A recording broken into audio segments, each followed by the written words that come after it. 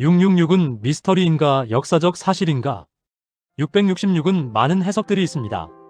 바코드, 컴퓨터, 이유 지도자, 교황. 추측만 난무합니다. 특히 신천지 이만희는 솔로몬 같은 자 오목사라고 합니다. 오늘 우리는 추측이 아닌 역사적 사실과 성경으로 666의 진짜 정체를 알아보겠습니다. 본문에 들어가기에 앞서 잘 모르시는 분들을 위해 게마트리아에 대해 잠시 알아봅니다. 게마트리아는 히브리어 알파벳의 숫자 값을 부여해 단어 문장을 숫자로 해석하는 방식입니다. 유대교 전통에서 사용되며 랍비 문헌이나 미드라쉬, 탈무드 등에서도 종종 등장합니다. 아주 간단하게 핵심만 정리하면 다음과 같습니다. 히브리어는 문자 자체가 숫자입니다. 히브리어 알파벳은 각각 고유한 숫자 값을 가집니다. 예를 들면 이런 식입니다. 그래서 어떤 단어든 문자 값을 모두 더하면 특정 숫자가 됩니다. 게마트리아 단어들을 숫자로 비교하는 방식은 이렇습니다. 예를 들면 다윗 문자의 숫자 합은 14. 그래서 유대교 전통에서는 14를 다윗을 상징하는 숫자라고 해석하기도 합니다. 그리고 신약 마태복음의 족보가 14대씩 끊어지는 이유도 예수님도 다윗의 혈통계보를 강조하기 위함입니다. 따라서 다윗에 맞춘 문학적 장치라는 설명이 있습니다.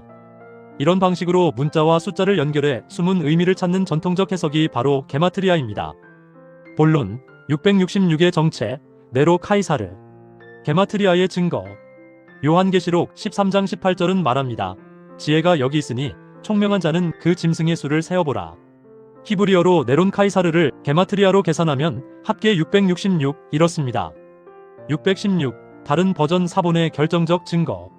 더욱 놀라운 사실은 일부 고대 사본에는 666이 아닌 616으로 기록되어 있다는 것입니다. 라틴어 표기 네로 카이사르에서 철자가 하나 빠지면 저 문자를 빼면 정확히 616입니다. 이는 우연이 아닙니다. 히브리어 표기냐 라틴어 표기냐에 따라 666 또는 616이 되는 것은 네로 황제가 666의 정체라는 결정적 증거입니다. 그렇다면 왜 네로일까요? AD 64년 로마 대화제 후 네로는 기독교인들을 방화범으로 몰아 역사상 최초의 조직적 대박해를 시작했습니다. 베드로와 바울도 이때 순교했다고 전해집니다. 요한계시록이 쓰인 AD 90년경 네로는 이미 기독교 박해자의 상징이었습니다. 당시 독자들은 666을 보는 순간 아, 네로 황제구나라고 즉시 알아차렸던 것입니다. 로마의 박해 황제들과 계시록 17장의 8째 왕에 대해 알아보겠습니다. 로마의 대박해 황제들은 이렇습니다. 네로를 시작으로 기독교를 박해한 로마 황제들을 알아봅니다. 네로는 64년 대박해에 시작하여 성도를 횃불처럼 매달아 불태우고 십자가 처형했습니다. 도미티아누스는 지역마다 신상을 세워 황제 숭배를 강요하고 자신을 주님이자 신이라 부르게 했습니다. 트라야누스는 기독교를 불법으로 규정했습니다.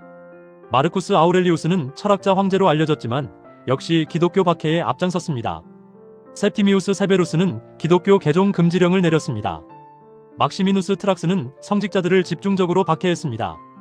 데키우스는 제국 전역에서 최초의 조직적 기독교 박해를 실시했습니다. 발레리아누스는 교회 재산을 몰수하고 성직자들을 박해했습니다. 디오클레티아누스는 기독교 역사에서 가장 잔혹한 대박해를 시행했습니다. 그러면 계시록 17장의 8번째 왕에 대해 알아보겠습니다.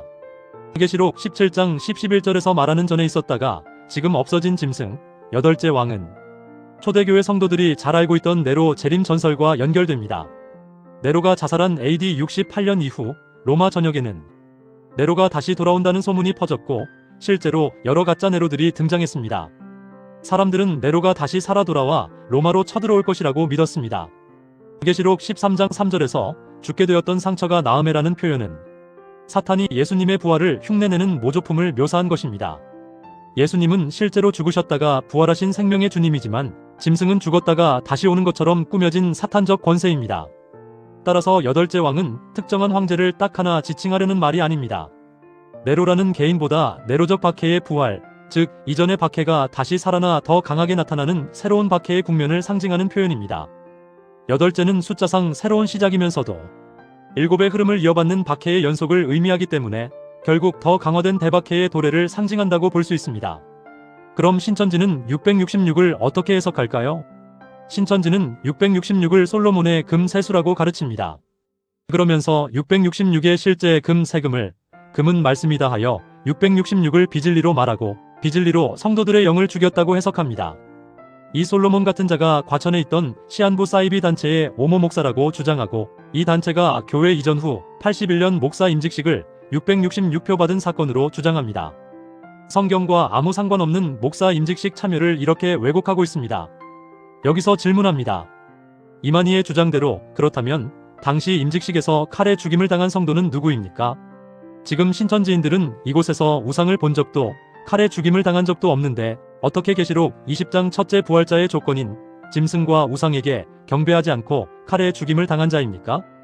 이만희의 주장대로 성경을 대입해도 전혀 맞지가 않습니다. 당신들은 이만희의 교리를 받아 센터 수료한 단체의 소속자들 아닙니까? 이게 성경 어느 구절에 나와 있습니까? 역사가 증명한 대박해 사건을 계시록 7장 말씀과 함께 알아보겠습니다.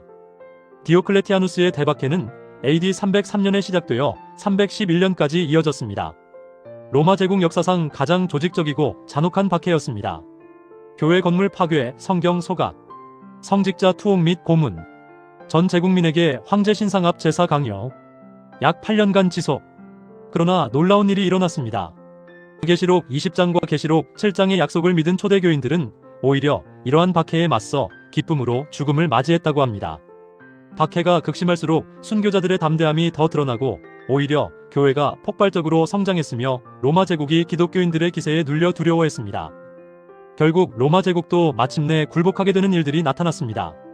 311년 갈레리우스 칙령으로 박해 중단, 313년 콘스탄티누스의 밀라노 칙령으로 기독교 공인, 로마 제국이 기독교인들에게 정치적으로 굴복한 것입니다. 신천지 이만희는 계시록 7장을 어떻게 해석하는가? 신천지 이만희는 계시록 7장의 대환란이 코로나 발병이라고 발표했습니다. 그 코로나가 끝나고 아무 일이 없자 전도와 홍보 부족이라며 14만 4천도 흰 무리도 동시다발적으로 몰려온다고 돌연 말을 바꿨습니다. 하나님 말씀은 변하지 않습니다. 말을 바꾸는 것은 진리가 아닌 사람의 거짓 교리입니다. 결론, 666과 구원받은 자들의 진짜 실체. 666은 게마트리아에 따른 네로 카이사르이며 616이라는 다른 사본의 존재가 이를 증명합니다. 네로부터 디오클레티아누스까지 여러 박해 황제들이 성도들을 칼로 죽였고, 여덟째 왕은 네로 재림 전설처럼 사탄이 그리스도의 부활을 모방한 상징입니다. 성경은 계시록 20장 4절처럼 짐승과 우상의 칼에 믿음을 지킨 순교자들이 첫째 부활 참여자임을 분명히 말합니다. 디오클레티아누스의 8년 대박해 속에서도 초대교인들은 기쁨으로 순교했고 결국 313년 로마 제국이 굴복하여 기독교를 공인했습니다.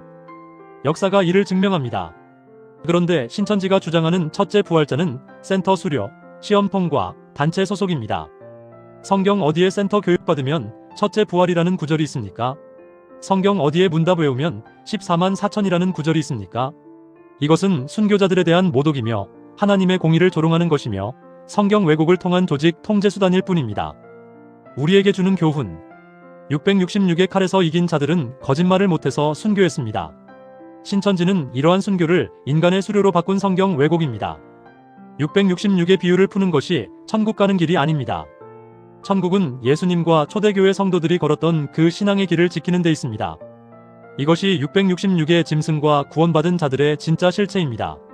도움이 되셨다면 구독과 좋아요로 복음 전파에 함께 해주세요.